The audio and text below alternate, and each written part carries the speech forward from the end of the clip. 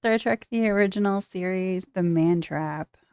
It was either episode 1 or episode 10, depending if you want to go with production order or broadcast order. It's the one I chose to view after the pilot. So here we go.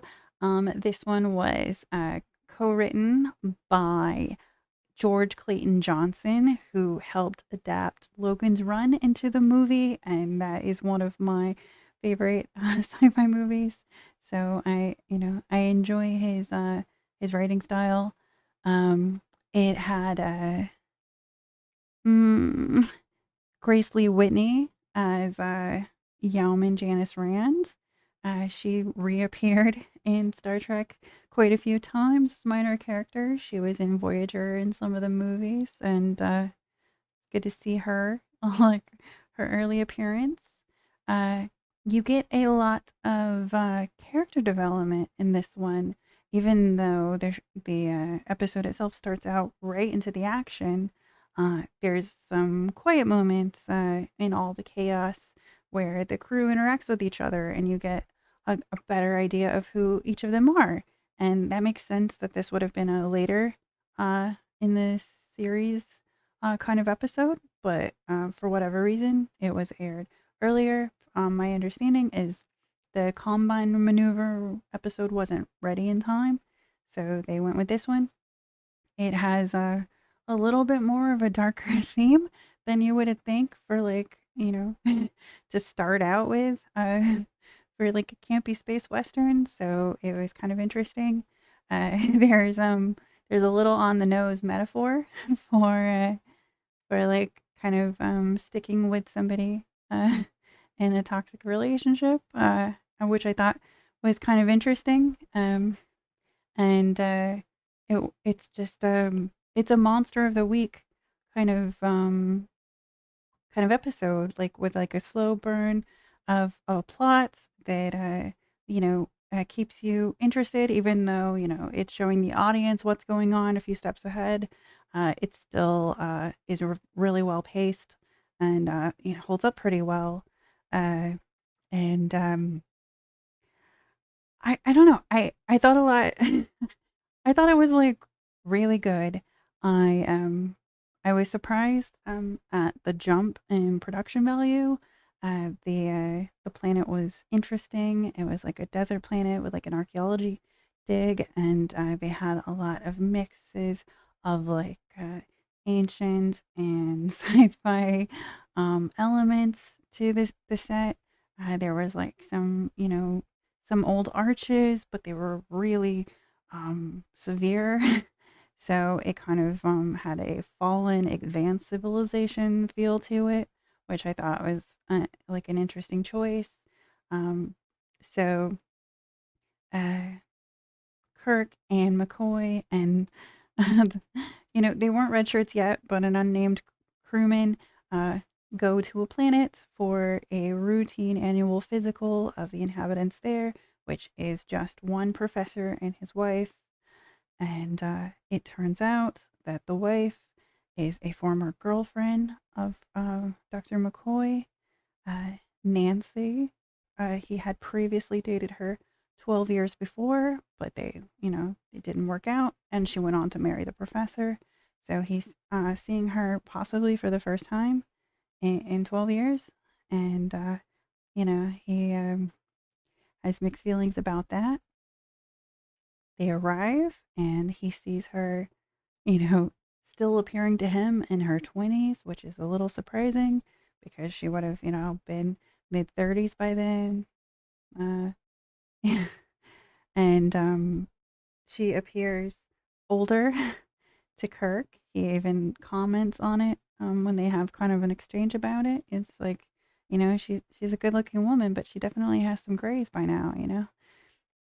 But she appears as an entirely different woman to the crewman.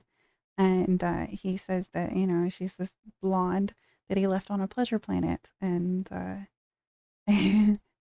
and there was a slight offense taken to that, but it was kind of interesting that she appeared different to everybody viewing her to sort of set the mystery of the episode. Uh, and we slowly find out that it is a monster, dubbed by fans the Salt Vampire, that is able to take on the form of people using either uh, their memories of someone, or um, it's possible they can just use context clues a little bit because there's a point later when she um takes on the form of one of the crew members that she killed, uh and is really not able to say very much as him, just enough to convincingly get herself on board of the ship, and then takes on the form of somebody else at the next opportunity. I thought it was interesting how McCoy sees her as this woman he once loved and cared for, even though it's a literal monster. And the professor, um, her husband, actually knows it's a monster, not just a monster, but a monster that had killed his wife and taken on her form. And he still feels somewhat endeared to it. He explains, that it's just trying to survive. It's hungry. It's not, it's not a monster. It's just a creature that is lonely and needs food. And he says, and love. So he he hated it at first, and then he grew to, I don't know if it pity or have a codependent relationship. Like, he knew it wasn't his dead wife, it was a monster that had killed his dead wife. And it was kind of interesting that he had this loose agreement with it, probably to stave off his own sorrow and loneliness for having lost his wife. Um, but the creature needs salt. Um, I think as a form of sustenance. It's not really explained, but you know, it's on a desert planet. So when it's unable to find any, it sucks salt out of people with like these suckers in its hands. Um, when you see the creature design, it has a like a sucker of a mouth. Apparently it was modeled after a modified gas mask. So I don't know if there's like implications that it was sucking salt from like its mouth too, but the bodies are found with like these circular marks all over them, as if it was being sucked out through the fingers. Um, but you're led to believe that the creature is just trying to survive, and it's no different than a hungry bear. Um, there's even a point in the episode where they kind of compare it to a buffalo, which which was like really interesting for me because, when I was younger, like buffaloes were rare, nearly endangered. And then there was just a guy that liked keeping buffalo. So he had a buffalo farm. Like, they almost died out from being overhunted, but they're still just big old cows. So he had some buffalo that, that were doing okay, and there was a choice that was made to breed them with cows, and now you can just get buffalo meat like at the store. Like, we're back to eating them. So it was kind of strange to think like 60 years ago people were like sure that like the buffalo were gone. And I've eaten buffalo spaghetti before. So that was a that was an interesting moment that had nothing to do with the show. It was just kind of my personal thoughts. But yeah, it was um it was interesting that there was like sympathy for this creature being the last of its kind, and just trying to survive when it was literally killing off crew members. And there's never a point where, there's a point where they use salt to try to lure it out, to try to suss out which member of the crew it's impersonating, because it could be anybody, fairly convincingly. Um, but there's never a moment where they're like, okay, just give that same thing some salt and get it off the ship, right? And that's a little, I don't know. It's not the point of the show. Uh, the show, the show is exploring space to explore humanity, and I like that the episodes are more about like the human condition than exploring the human condition when put in abnormal circumstances, more than just what like traveling the universe to search for humanity. I don't know. I've liked that about the show. So no, like, negotiation was never an option.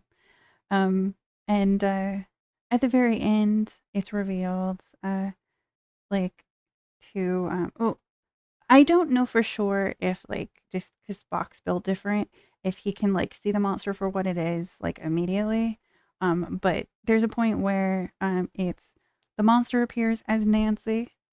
She's attacking Kirk, and McCoy is just frozen, not sure what to do. Like, here's his captain, his best friend, being attacked by this woman he used to love, and he is like unable to act. And Spock comes in, and he's like, "It's attacking the captain, shoot it." And he's like, "I can't do it." So like, Spock goes up and just double fist, boom, boom, punches her. He's just like, just wailing on her. And he's like, if it was Nancy, could she take this? To try to, like, get through to him, like, hey, this is a monster. This isn't your girlfriend, you know? And it felt like just a little bit on the nose of, like, you're like a friend trying to get through to somebody. Hey, your girlfriend's toxic or whatever. Like, there was a whole bunch of like soft undercurrent of bad relationship analogy, like, throughout it, and it was really interesting. And so Nancy Monster just slaps Spock across the room, and then McCoy's like, "Okay, that's a little weird," and then it goes over, and it's like using some sort of, I mean, this is why they're calling it the salt vampire. It uses a hypnotic trance to kind of freeze Kirk in place, but he's still able to speak. And she's gonna start sucking the salt out of his blood, and Kirk lets out, like, oh my gosh, Shatner's acting. He lets out this wonderful scream, just so good. Um, and and then McCoy, I don't know, does Spock grab the gun away from McCoy? I don't know. I was so just like just taken back by everything that was happening. There was a lot to the scene. One of them ends up yeah, no, it is McCoy that does it because of the line he says. So I think Spock wrangles the monster away or something, and there the monster's revealed alive, which I think is a good choice, instead of just him shooting a girl and then showing the monster once it's dead. From my understanding, there was a back and forth about like how to handle that. I'm glad that they kind of showed it, because there, for the brief moment they show the monster, and they did a good job on it. It looks like some kind of sea creature with like a suction face and little, like, sticky hands. Um, and the actress that played Nancy was actually the person in the monster costume, which I thought was, I, I mean, I'm sure that it was just a, like, hey, let's just get this done at the time, but it works really well that it's her in the costume. But she's standing there, and you feel bad for her, like, it just looks sort of, like, sad and pathetic, and and then he is like, God help me when he like shoots her. Um, but it was it was a really interesting episode. I liked all the character development between the crew. You see Sulu's botanical collection of like exotic plants in his quarters. From my understanding, when it was like written in, it was supposed to be even more elaborate than it was. There's this one plant that it is able to kind of make sound and move around. And the plant was able to detect something was up with the salt vampire once it came in the room, and that was a cool touch. Um, and there's a conversation between uh, Yaman Rand and Sulu, like why do people gender inanimate objects? It's like I don't know. Ask the French. But I think it's because people kind of get endeared to their environment a little bit, and I don't think it's too, like, the ships are females and like and that kind of thing. It is interesting that like just little things like that are kind of pointed out in the quiet moments between like the tension. Um, there's a conversation between Uhura and Spock, and you kind of get the idea that her being like a communications officer, she's really romantic and enjoys like kind of thinking about it's funny because like Spock is so cold and clinical and she's so flowery, and it was nice having an exchange. She asked him like tell me about your planet Vulcan on a lazy evening when the moon is full, and he just answers there's not a moon on Vulcan. And she's like I'm not surprised. But yeah, she kind of like calls him out when he's acting commander and he receives a report that somebody had passed, and she's like, "Do you not even care?" And he answers like really realistically, saying, you know, if I express my feelings, it doesn't change the outcome. He's got a job to do, and and I don't think either of them are wrong in this circumstance. I think it was just an interesting conversation to be had, and it was cool, like seeing Sulu in his like botanical lab. It was interesting seeing some more from Ohora, and more is revealed about Spock and how Vulcans work, and these are really early days. Like all of this became, like canon later, but it's interesting how much was there in the beginning, even though this was like filmed kind of like midway through the first season, but this was our first introduction if it was originally aired first. But overall, I really enjoyed this one too. We've got a campy monster. We've got metaphors about about allowing like women to be destructive um, if you're endeared to them, like, and that's I don't know. They'll suck the life out of you if you let them. I thought that was just, it's just interesting storytelling. People take stuff so serious. But I don't know. I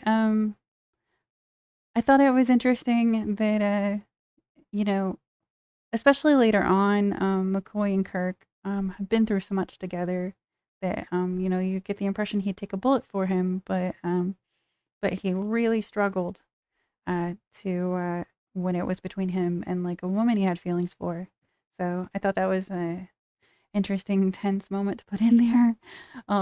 Like so far, I haven't had an episode without a fist fight, and that's funny. Um, I don't know. Overall, I enjoyed it. I'm looking forward to the next one. Take care.